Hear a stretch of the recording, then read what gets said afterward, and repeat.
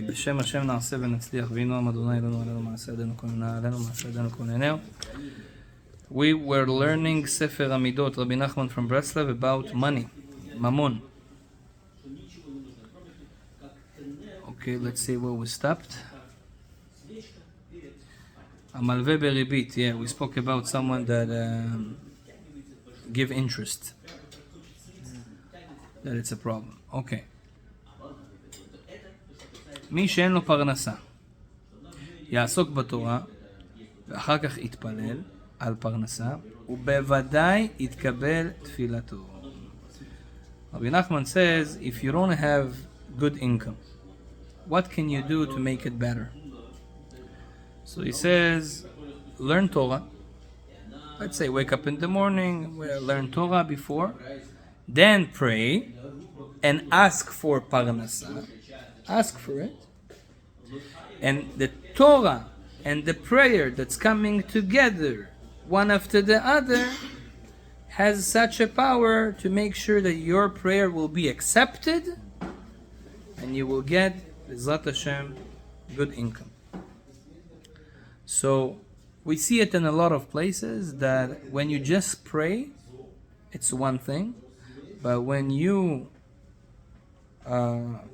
learn Torah before prayer, that's a whole different level. The Torah before prayer is kind of opening the gates, setting the way for the prayer to be accepted. You also can pay attention that when you pray after learning, the prayer is a lot more strong. You feel it better. That's why in Chabad, for example, they pray late usually. A lot of people ask, why Chabad pray late? It's not good to pray late. I also asked that once. And then someone showed me a ma'amar of Rabbi Milubavitch, the last Rebbe, that he says that the reason he was even encouraging them to pray late is not to wake up late. He's against wake up late. He was for waking up very early, so you learn Torah before prayer, then your prayer is in a different level. And he says, Rabbi Nachman here, that your prayer will be accepted 100% when there's Torah before. So that's why if someone comes to you and complains that he doesn't have income, he doesn't have a job or whatever, he wants a job, tell him first of all, tzaddik, you have a recipe. Wake up in the morning, learn Torah, and then right away pray and ask for parnasa, ask for income. You cannot do it in the morning, do it in the afternoon. But always learning before prayer. Exactly. Many people have the habit of doing Torah after the prayer. That's also good. But not as good as before. That's also good. I'll tell you something that Chida, Rabbi Chaim Yosef David Azulai say, that when we put tefillin, we get our soul. Now there is few levels of the soul that we get. And he says the highest level of soul, neshama, shel neshama, a man doesn't get it unless he is learning with the tefillin after prayer. So it's good to leave the tefillin after prayer for a little bit and learn. That's why I think it's a very good custom what they do. They do in a lot of synagogues, also in our synagogue they do it, that right before Alenu Leshabeach, the end of the prayer, we say at least 2 halachot, words of Torah. So you say it together with the tefillin and you will receive this very high level of soul that morning. We do it here also. Yeah, I'm saying. We do it. Yeah, I just did it now. Yeah, we get. No, I know. I attend your place. Baruch Hashem. And upstairs too. So, this is the recipe. You have a little bit of a hard time with parnasa, with income, try this one. Learn Torah, then pray for parnasa. Don't just pray to Hashem without learning before. Now, let's say you want to pray now, you have a time, you have a break from work or whatever, you are in a certain time, sometimes in the car, sometimes at home, you have a little bit of time, you want to pray for income, for parnasa, in your own words. Prayer doesn't need to have text. You can Pray in your own Just words. simply ask. So take a Mishnah or a Gemara or a Zohar or something, learn something before, and then pray. That's gonna be the best way, and you will see that your prayers will be accepted, B'ezrat Hashem. So that's the advice of Rabbi Nachman in breslov in this area. He learns it from a Gemara, from a Talmud in Masechet Sotah 49. It says there, Amar Rabbi Yehuda. Rabbi Yehuda says, Rabbi Yehuda, the son of Rabbi Chia. Wow, he was a big tzaddik, by the way. He's buried in Tveria. כל תלמיד חכם העוסק בתורה מתוך הדחק תפילתו נשמעת. כי אם בצדיון של בחור תבכה, נתן אדוני לכם לחם צר במים לחץ. Yeah, so he says, when you learn Torah and then you pray, your prayer is accepted. They learn from that Gemara. 98, צדיק ח' אין לאדם למכור מקחו הראשון. Oh, we said that. We said that a person shouldn't sell his first property. He says it's not a good mazal, it's not a good luck to sell your first property. And sometimes you have to do that. But if you can leave your first property and to not sell it, that's better. With your second, third, those things, it's fine. Do business with that. But first property has your mazal, has your luck. It's not always good to sell it. That's what Rashi says. Regardless if you live in it or not. Yeah.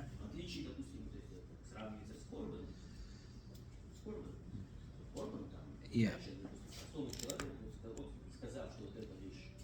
לא יבוא שום אחד להזיק את חברו אם לא מגאוות ליבו. Says Rabbi Nachman, he brings a Gemara in Kiddushin. He says, לא יבוא שום אחד ליגח את רעהו ולהרע לו אם לא מגאוות ליבו. He says, when you want to, חס ושלום, do damage to another Jew, financial damage, it comes because of your ego. It comes because of your pride or your ego. That you want to feel better than him. That you can't stand that he is successful or you're not successful. So he says that's very, very, very important. A person that wants blessing in parnasa and income, you should always be careful to not damage other people's parnasa. And even not just not damaging, we should even help them to do parnasa. Knowing that all the money comes from God. And the blessing that you need to get, you will get regardless. Doesn't matter what happened. Nobody can take a penny from you unless it's decided in heaven. And this is every person that does business, he has to remember this rule every day. That whatever yours is yours. And even if someone opens the same store or does the same thing that you do, he cannot take a penny from you. Chafetz Chaim was one of the great people that actually lived like this. There is a story about him. He had a convenience store. He sells basic things for people. First of all, he was such a believer. He opens his store in the morning right after prayer. He waits until people come, buy whatever they need. When he sees that he has enough for today, he closes the store, goes to learn. Now everybody knew that, so they were always coming early because they knew it's gonna be closed, So they all came. For him, it was very convenient because everybody came at the same time, and they buy the money. And you close early. And recently I came back to Toronto after not being here for a long time, and I saw that a lot of things changed here. One of the things that changed here is in the restaurants. People, like restaurants that were open till 10, now they open till 7. 7 they close.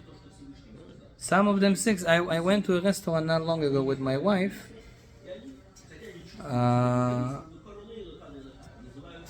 And I went there and I asked them, what time you close? I went for a breakfast. They say we close at 4.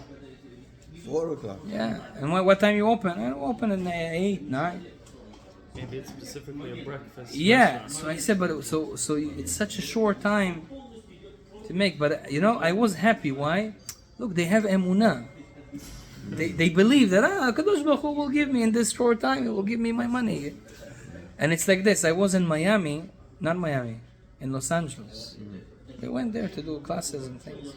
So we wanted to eat a breakfast. So one of my family members that lives there, he told me, you should try this restaurant. I came to one restaurant. It was mamash beside the synagogue. After Shacharit, I came with my wife. We went to sit in the restaurant. Packed restaurant. Very good food. They close at 2. Open at 8, 9, close at 2. I spoke to the owner. I told him, listen, are you serious? You close at 2? Like, why? Stay more. It's enough for me. Tzaddik.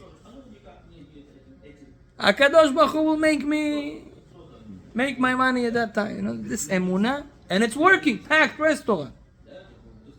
He makes what people open until 10. He makes it till 2. Why? Emunah, belief. He believes whatever minds his mind, like Chafetz Chaim. And Baruch Hashem, Hashem gives you.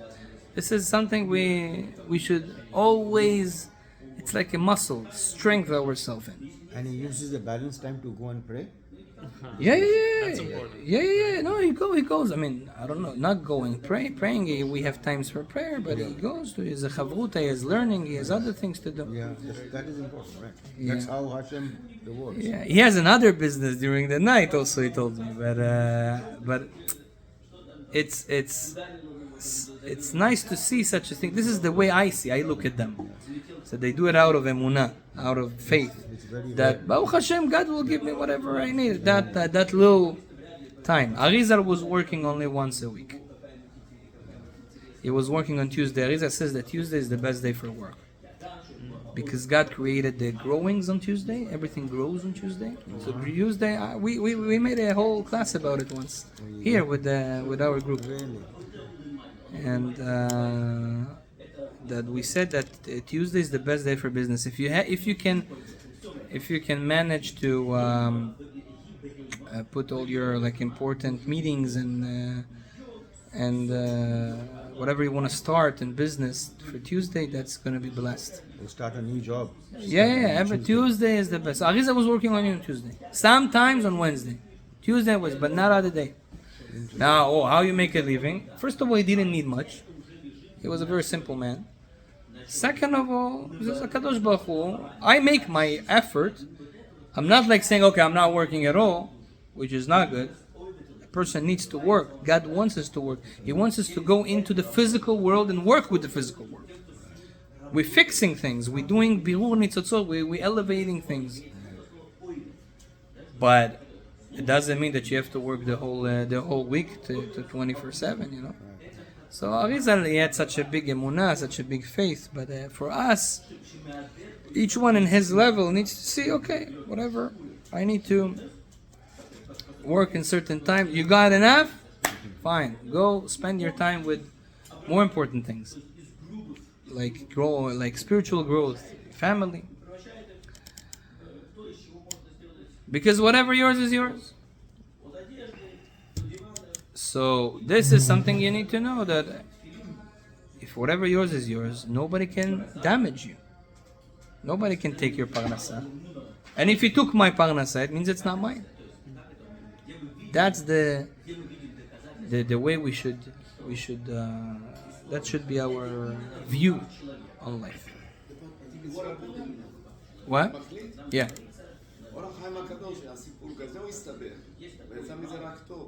happened to him is when the king married his daughter, he needed a tailor that know how to, those little kaftorim. Yeah. So they sent the shaliach to him. He said, I'm sorry. I made my day already today. I have to learn Torah. Yeah. I'm not working anymore. So he went and tell the king. He said he's finished. He said, if not going to do it, I'm going to throw him to the pit of the Arayot. The lions. He Yeah. can again. He said, I'm sorry. So they brought him. He said, okay. They're going to kill him, right? So he gave him 1 week and they all called Yehudim, dressed white, everything. Zarkut to some of them, they put him inside the Arayot. And the king told the guys, you probably know the story, don't give them food 1 week. So when he walked in, the Arayot stood up with a tail doing like this. And then when he was learning Torah, all the Arayot was being around him like this, and he was learning.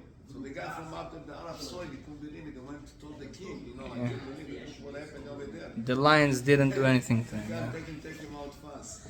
יפה. So yeah, this is Or HaChaim HaKadosh. He lived a miraculous life, miracles every day. But yeah, like he said, I'm working from this time to this time. That's it. I believe that if I need to get money, I'll get it from HaKadosh Baruch Hu. Actually, I was in Bnei Brak a few months ago, and I needed to buy a cover for a Sefer Torah that we make. And in Bnei Brak, they have a very interesting custom. From 2 to 4, they close. Siesta. They close. Siesta. They go sleep. They go. Siesta. Call it a siesta. Yeah, 2 to 4, everybody is. Okay, so I forgot about it. I knew this, but I forgot. That was the only time I could go to Bnei Brak. So I went to Bnei Brak. It was like, I don't know, 2:30, something like that. Rabbi Akiva. So I'm getting into the store. The people are in the store, but it's closed. So I came with a friend. So I told him, knock the door, tell them to open because I came from Canada. I'm not gonna be here anymore, and I want to buy. I don't want to buy a cheap thing. It's something like 20,000-30,000 shekels. It's a good. Wow. It's a good money for them.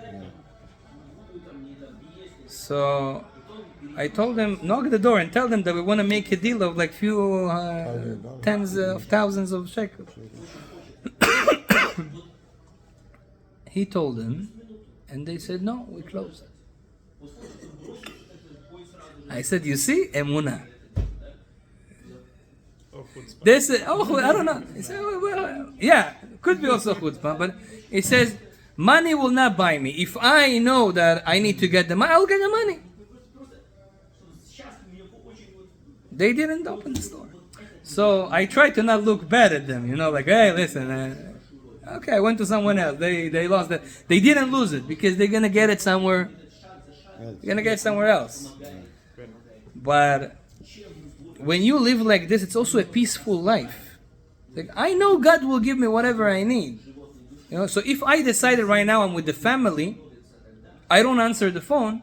So doesn't matter. 1 million deal phone call, I won't answer because I'm with the family right now. This is emunah. This is like faith that I know that whatever is mine is mine. Nobody can take it from me. It's a higher level, but we have to stream to get there. Bezrat Hashem. I think the key, Rabbi, is to say that this is all I need. And that's what Hashem will give me. The difficulty is saying that. Everybody says, no, I need little more. That's how the problem comes. You never say, okay, this is all I need. Yeah. By the way, when you live like this, it's the law of attraction. You actually attract more money. Yeah. You said that. Money runs after people who ignore it. Money runs after people who doesn't run after money. So that's very important. Okay.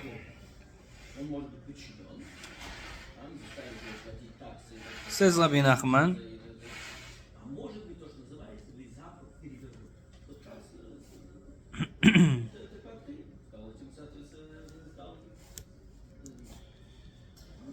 says Rabbi Nachman, נשירה קשה לעניותה. Rabbi Nachman says that one of the things that can cause a person lose his money and even become chas v'shalom poor is breadcrumbs. What does that mean?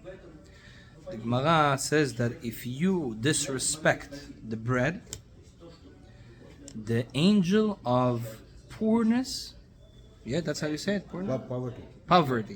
Thank you. The angel of poverty runs after you. He gets a permission to damage you when you disrespect bread. That's why Judaism is very into respecting the bread. Only we have one exception, Pesach, that we have to get rid of the bread. But this is the different system. Why? But all the year round, bread has a very, very high position in Judaism. We use it for every special occasion, important occasion like Shabbat, Chagim. We have to eat bread in different happy occasions like Brit Milah and wedding. There is mamash an obligation to eat bread. For example, in wedding, B'ezrat Hashem, your wedding soon, the Chatan and the Kala, they are obligated to eat bread in the wedding. If they didn't eat bread in the wedding, the people cannot make Sheva Brachot, the 7 blessings that we need to recite. If the Chatan and the Kala didn't eat bread, there's no Sheva Brachot. It's important. It's a part of the ceremony. So bread has a very important role in Judaism. When you disrespect the bread, it's very bad. When you say disrespect, exactly what you mean? So, for example, crumbs falling on the crumbs falling on the floor and people stamping on it. Yes.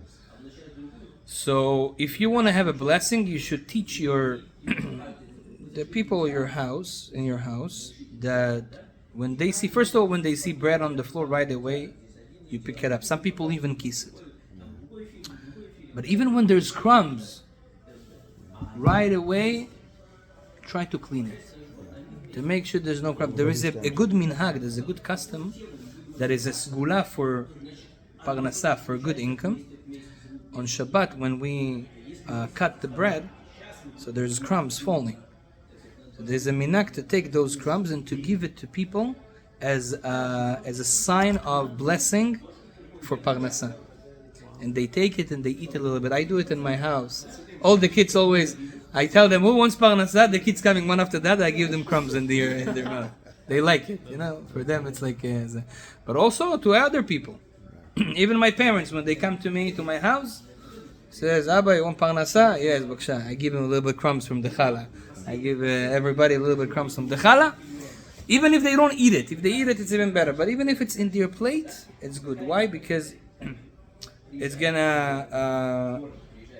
why is it a sgula for parnasa? Because usually crumbs, you throw it to the garbage. But when you use it, it means you respect the bread. Even the crumbs I eat. Or even if you don't eat it, it's in your plate, it's gonna mix with other food and then you're gonna eat it at the end. Right? So you don't throw it away. This is a good thing. I know people who take... כן, זה מה שאמרנו. I know people who take the crumbs from Shabbat, challah, put it in a plastic and carry it with them. Carry it with them. Yeah. It could be that this is even a... I heard about a story about a Holocaust survivor. At that time they didn't have bread, right? Right. So they had maybe one piece of bread and they used to say Torah on that, and then that bread itself will come to keep with them, and they survived. Wow. And they never had a problem about food. About food, right. Wow. Chazak. So that's why we should respect the bread, and when we respect the bread, we respect even the crumbs. There's a famous story in the Yerushalmi, it's also a Talmud, but it's a Talmud that was written in Jerusalem. The Babylonian Talmud, which is the more known Talmud, was written in Babylon, in Iraq. And the Yerushalmi Talmud was written at the same time. Rabbi Yochanan wrote it. Was in Yerushalayim.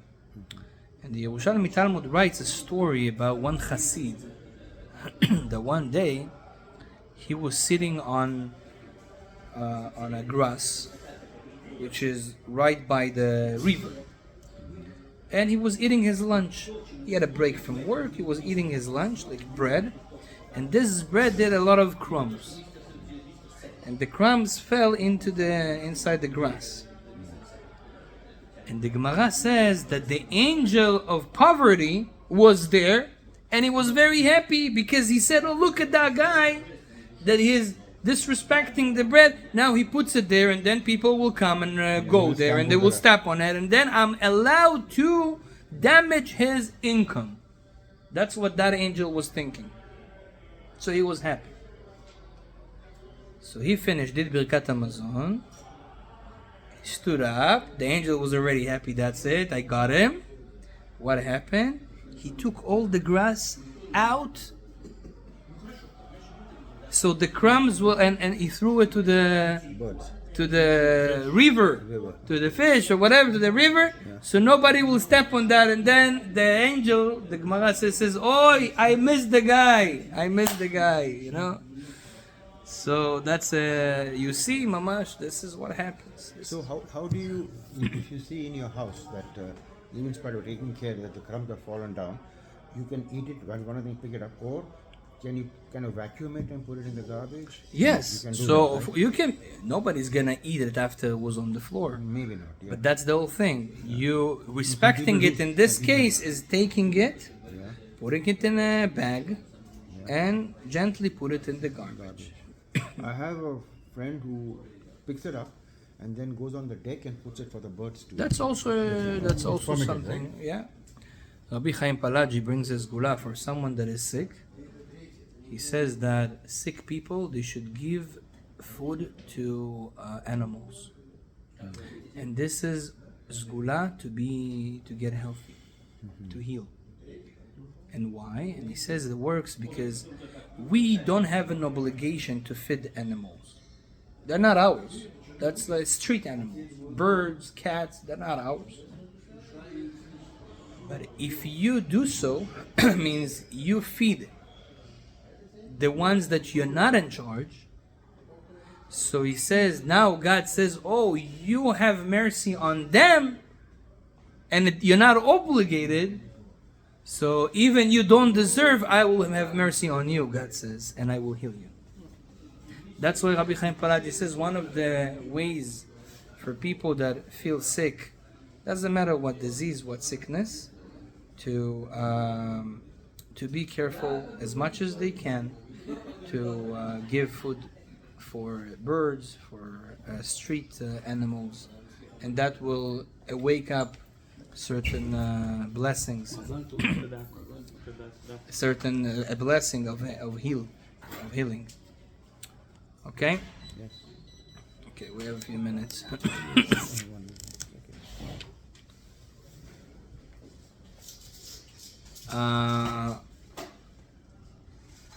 עשיר הוא בחינת זכר ועני הוא בחינת נקבה. Oh. Says Rabbi Nachman, a rich person, he is called male in the spiritual world. And the poor person, he is being called a female in the spiritual world. What does that mean? Who gives to who, right? The rich person needs to give to the poor person. So in general in life, God created men and women. Man, his role is to give. That's why the world feels it. You know, usually you ask any woman who needs to buy presents, the wife to the husband or the husband to the wife. You know, who is obligated to bring money and to sponsor and to support. Yeah. Right. Even in a divorce, who's giving the support? You don't hear about there is something called spousal support. Alimony. Yeah, so it's very, very rare to hear that the women Wife is giving paying. alimony. Yeah, it's not. Even though she's Maybe richer. it happens today in our world, but usually it's not. Why? God created him as a giver and her as more of a receiver. She's also giving, but after she receiving, right? That's why God created them in this way. And because in the upper world there is two energies. There is the energy of the male and there's the energy of the female. Right. The giver and the receiver. Also us, if we look at us, the nation of Israel or the whole world, compared to God, God is the giver, we are the receiver. But the rich person, compared to the poor person, he is the male, he is the giver, and the poor person, he is the receiver. Right? So why does Rabbi Nachman says that? Because Be'emet here, all the blessing of income is hinted. How? All what God do is measure on measure. That's how God rules the world. Measure on measure. Whatever you do, basically your actions are affecting the spiritual worlds, and then from the spiritual worlds, it's gonna come back to you in the same way you did. That's, by the way, the secret of the Magen David, our symbol, the David star. What is the David star? Why is it two triangles, one upside the other? Because the first triangle symbolizes the earth, which is we. And whatever we do here, any action, affects the upper worlds.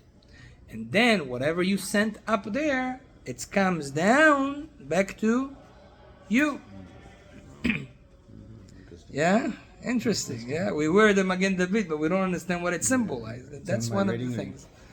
Yeah. אבל דוד המלך משהו אחר. למה הוא היה לו על הזה שלו, על המגן, No. היה לו המגן דוד. מה זה המגן דוד? זה מגן שהגן עליו שיצא למלחמה. Yeah, it was protecting him.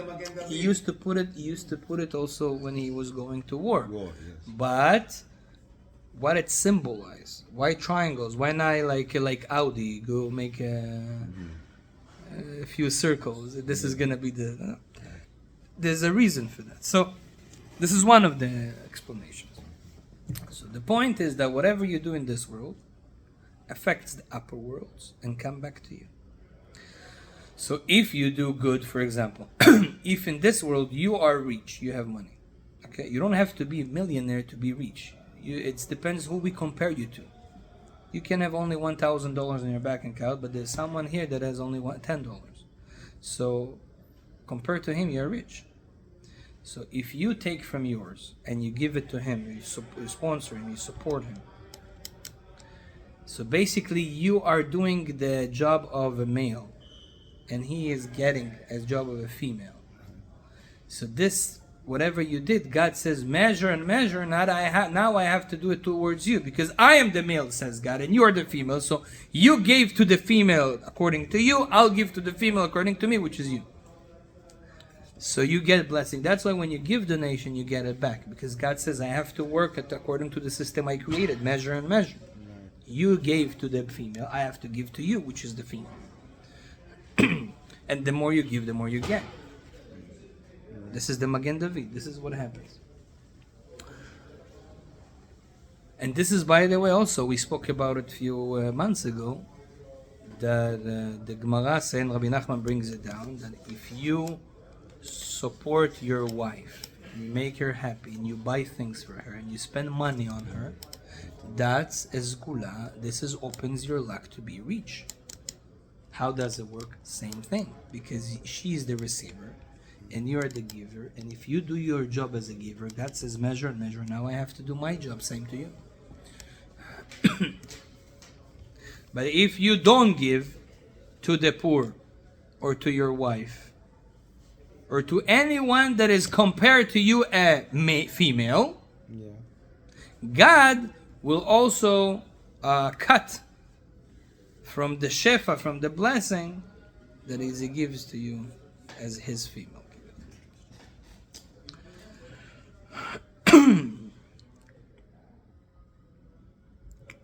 Okay. Oh, this is very important. We'll finish with that. לכל הדברים הן חוכמה הן עושר או בנים, צריך עסק בדרך הטבע. Anything, wisdom, wealth, kids, says Rabbi Nachman, it needs to be coming to you through a certain effort. God created a system that those things, especially wisdom, wealth, and kids, you don't just get it. You get it when you give and you do something as creating a vessel for that energy and blessing to come. That's why, according to what he says, you have to do something. You have to do an effort. You have to do a work. You have to do something so you get wealth. You have to do something so you get kids. You have to do something so you get wisdom. You cannot just sit, not do anything, and you become a very smart man. No, it has to come with a work, Effort. with an effort. That's a rule in the world that God created. That's why people that work, they get. Now, they don't get because if you work, you get. Work doesn't bring money. God brings money. Just God wants you to work. So when you listen to God and you do an effort, so God says, okay, I'll send you money. Understand? That's how it works. Okay, Baruch Adonai le'olam, amen, amen.